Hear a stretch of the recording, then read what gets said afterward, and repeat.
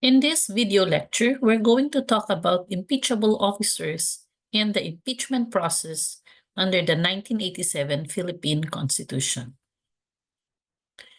So, impeachment is a vital mechanism in the Philippine Constitution designed to hold high-ranking government officials accountable for serious offenses. The process is crucial in upholding the rule of law and ensuring that public officials maintain the highest standards of conduct in their duties. This discussion will delve into the impeachable officers under the 1987 Constitution, the detailed process of impeachment, and its implications in the context of Philippine governance. So, who are the impeachable officers under the 1987 Constitution? So, Section 2, Article 11 of the 1987 Philippine Constitution specifies the government officials who can be impeached. These officials hold significant power and influence, making it essential that there are constitutional mechanisms in place to remove them if they commit impeachable offenses such as treason, bribery, graft and corruption, other high crimes, or betrayal of public trust. The following are the impeachable officers. First, the President and the Vice President. So, for example, if the President is found to have accepted bribes in exchange for political favors, he can be subject to impeachment proceedings. Second, members of the Supreme Court. For example, a Supreme Court justice who is proven to have engaged in corrupt practices or gross misconduct in office can be impeached. Third, members of the Constitutional Commission, such as Commission on Election, Civil Service Commission, and Commission on Audit.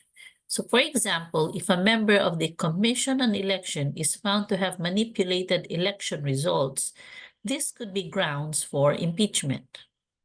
Fourth, the Ombudsman. So, for example, if the Ombudsman is accused of protecting corrupt officials by dismissing legitimate cases against them, impeachment may be pursued. So, how is the impeachment process conducted? Section 3, Article 11 of the Constitution outlines the process for impeaching these officials.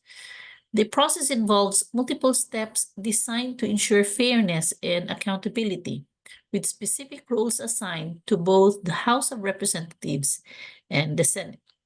So let me show you the process. First, there will be a filing of a verified complaint. So who can file? A verified impeachment complaint can be filed by any member of the House of Representatives or any citizen.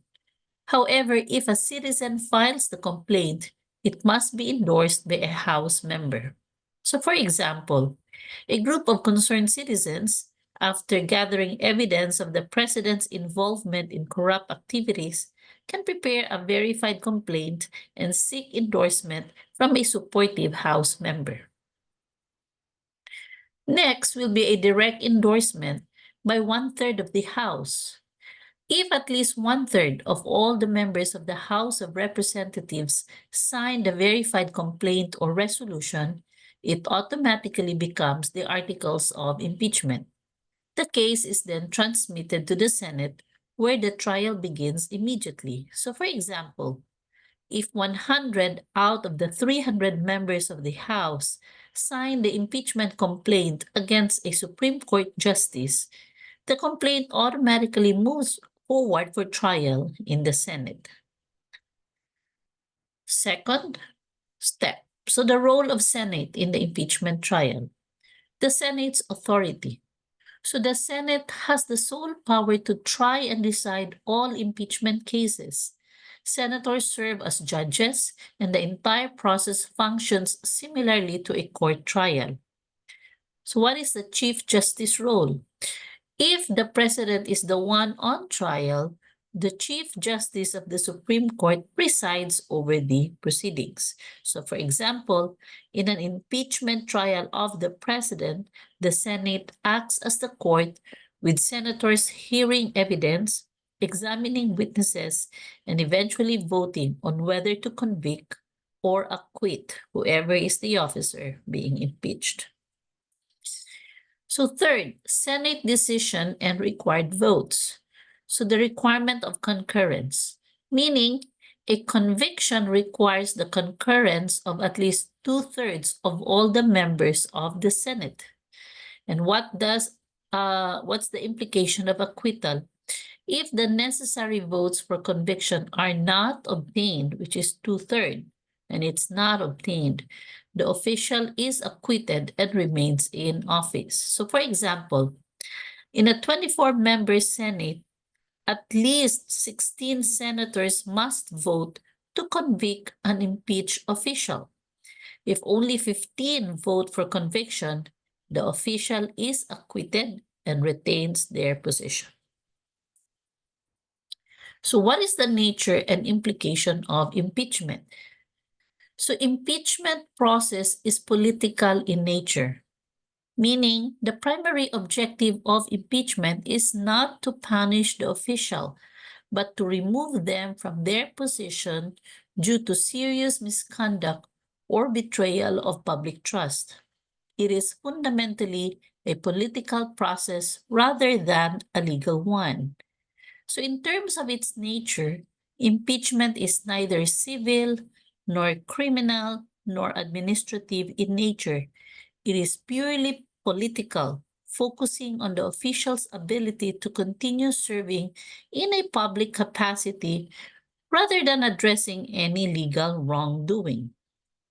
Example, if a Supreme Court justice is impeached for alleged corruption, the impeachment process will only determine whether the justice should be removed from office.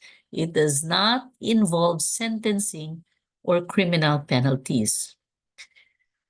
Also, under impeachment, there is lack of legal liability, meaning there is no legal action. An impeachment judgment does not create legally actionable liability for civil or criminal charges. Therefore, an impeached official's removal from office does not preclude the necessity for a separate legal proceedings if there are other criminal or civil liabilities. So, for example, if a member of the Constitutional Commission is impeached and removed from office, this action does not in itself convict the individual of any crime or civil wrong.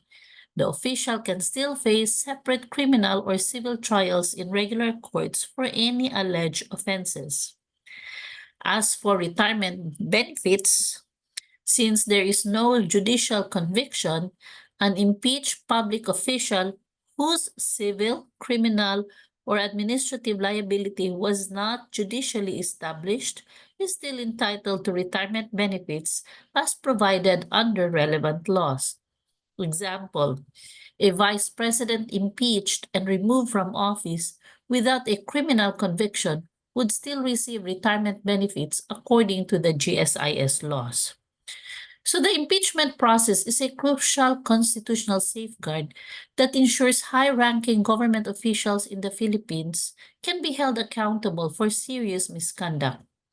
While impeachment is a powerful tool, it is also a process that requires thorough scrutiny, significant evidence, and careful consideration, ensuring that it is not used frivolously, but rather as a means of upholding the integrity of public office. All right, that's it. If you find this video useful, please don't forget to like, comment, share, and subscribe. Thank you very much.